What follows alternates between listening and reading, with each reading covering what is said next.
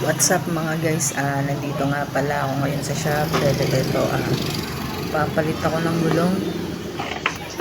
So ayan si kuya yung mag-aayos. Ayan. Para nga pala iwas bengkong, dapat sa ganitong shop kayo pumunta guys, para hindi magkaroon ng damage yung gulong nyo. Isa pa ito, medyo talagang siya, hindi na siya yung sinusungkit-sungkit, kasi madalas dun nasisira yung mga natin pintura sa mags natin. So dito, ito, yan, ganyan. Makinilya na talaga yung gagamitin. Same pa rin naman yung bayad niya. Ayan, kita nyo. Mas maganda siyang gamitin, tsaka mas mabilis.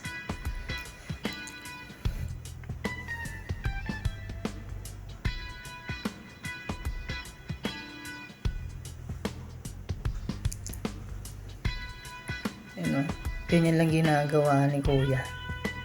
Tapos yun, may tinapakan siya para umiikot yung yung machine. Diba?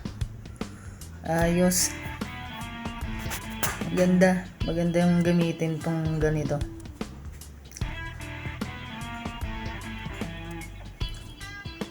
Ito yung binili kong gulong. Ayan, ito na yung ipapalit ni kuya. Shoutout nga pala sa Panther Tires. Yun, para sa mga bumibiyahe dyan, mga lalamog, mga rider. Kung gusto nyo ng mura pero safe na gulong, ayan, bili na kayo sa store nila.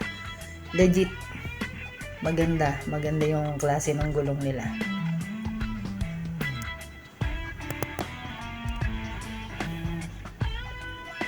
So yun, pagkatanggal, kinabit agad ni kuya yung bagong gulong ko.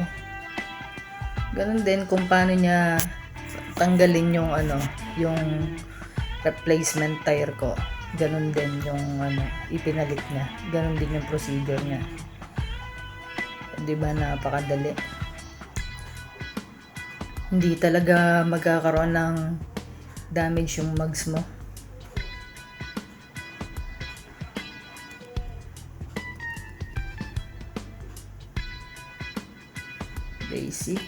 Basic kay kuya.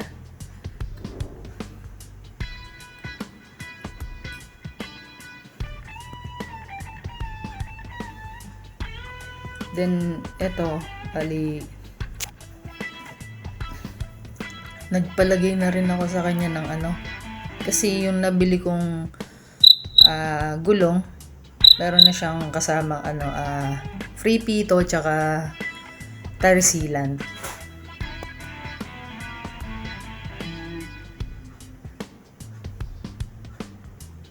So ayun, yung pangalawang gulong ko naman, yung papalitan niya.